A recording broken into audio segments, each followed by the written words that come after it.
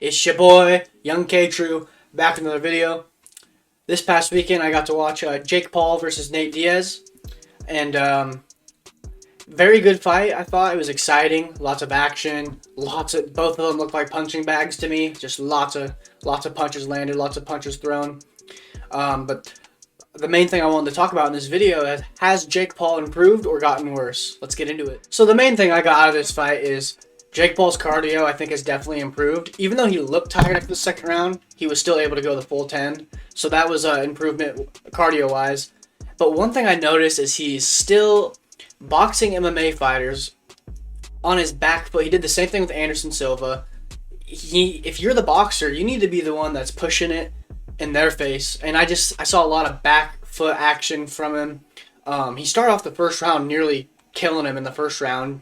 Thought it was going to be over right there, but I knew Nate would probably survive also, just because Nate is a warrior. Hardly ever has gotten, I think he's been like maybe knocked out once. And so I figured Nate would survive it, and I figured after Nate got knocked down in the fifth round, he would survive that. But yeah, I don't know. I did see a little bit of improvement, and I thought Jake did well with his jab. Probably could have used it more. But overall, it wasn't like a terrible performance, and I'll be honest, I don't think a lot of boxers with his experience level that are actually really good boxers now, I don't know if they would have knocked out Nate either. They probably would have maybe beat him more convincingly, yes, but I don't know if they would have knocked Nate out. And so, you know, at the end of the day, it's hard to knock Nate Diaz out. I'm not even mad about that. I think what's upsetting to me is I don't know if I'm quite seeing the improvement to get back in that ring against Tommy Fury and get the rematch win. I just don't know. To me, he didn't look different enough from the Tommy fight to this fight for me to be able to say that he can beat Tommy Fury now. We'll see. But I think what should happen is he should, if say KSI loses to Tommy, he needs to fight KSI, and then winner gets their rematch against Tommy. That's how it should be. But those two have the biggest egos. I'm not sure what's going to happen with that. These guys cannot sign a contract to save their life. They're both just... Jake doesn't even care about KSI anymore, it seems. And then KSI, his whole thing is built on Jake, but he's not going to give Jake leverage. So that's all a mess. But yeah, Jake, to me, I'm really hoping I'm wrong by saying this, but it looks to me he may have reached his peak in skill. And that's coming from me. I'm actually a Jake Paul fan. I'm the minority.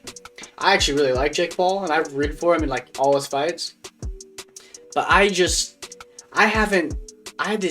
don't know. I'm not seeing much different from the Anderson Silva fight to this. I mean, it's very off the back foot, getting pressured, taking punches, but then also giving some out.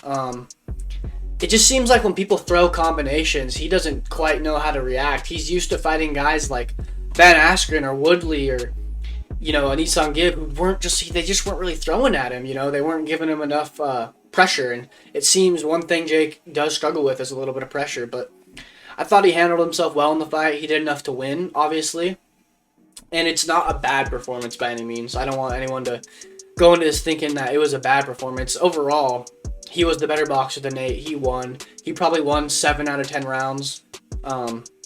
It seemed like Nate almost stole a few at the end of some rounds, which was kind of scary for me when the fight ended, because I was kind of like, well, I'm pretty sure Jake won, but they could maybe make it a lot closer than it should have been. And, you know, there was just a few times late in rounds where Nate did get the better of Jake. So, but I think that knockdown also sealed it too.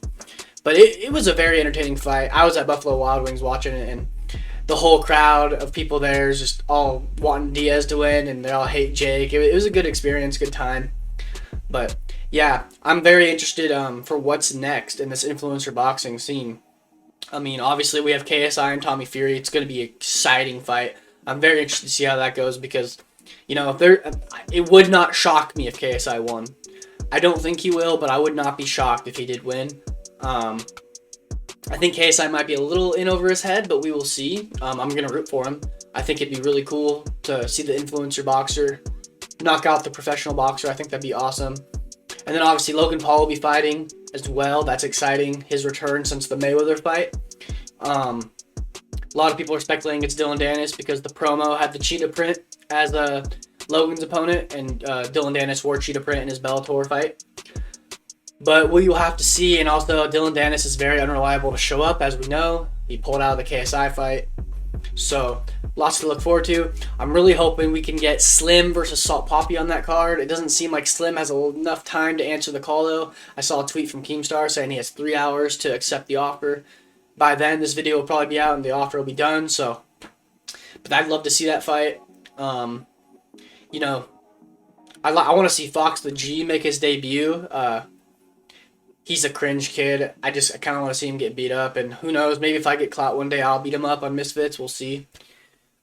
But yeah, the influencer space, it's getting exciting, but it seems like it's sort of heading towards its end, and I really hope that's not the case. So I'm hoping that Jake and KSI can keep fighting as long as possible. It doesn't seem like KSI wants to fight much longer. It seems like he wants Tommy, possibly Jake, and then call it a career, but we will see. But yeah, no, exciting stuff coming up. I'm excited to see what Jake does next, whether it's KSI, whether it's a Tommy rematch, whether it's Jorge Masvidal, I'm hearing is maybe a possibility. I don't want that. I think Jake needs to stay away from this MMA stuff. I think the MMA stuff after Nate Diaz, unless it is Conor McGregor, the MMA stuff needs to go. He needs to stop fighting MMA fighters. I think it's time to up the levels, prove how good you actually are. But if it's Conor McGregor, I'm all in. They've been tweeting back and forth at each other all day. It was hella.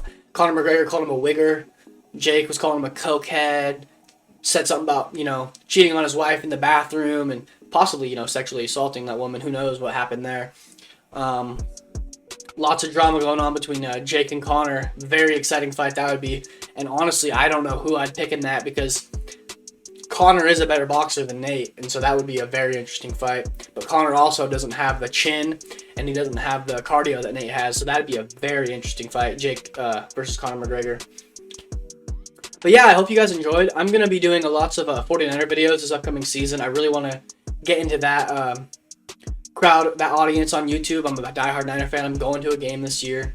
And then I also wanted to talk about influencer boxing. So I think that's mainly what my channel is going to be on, is NFL football and influencer boxing. Maybe a little bit of UFC, a little bit of professional boxing here and there.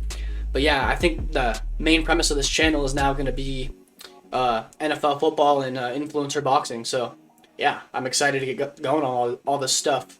Anyways, appreciate you guys for watching. Stay tuned for another video soon, and I love you guys. Peace.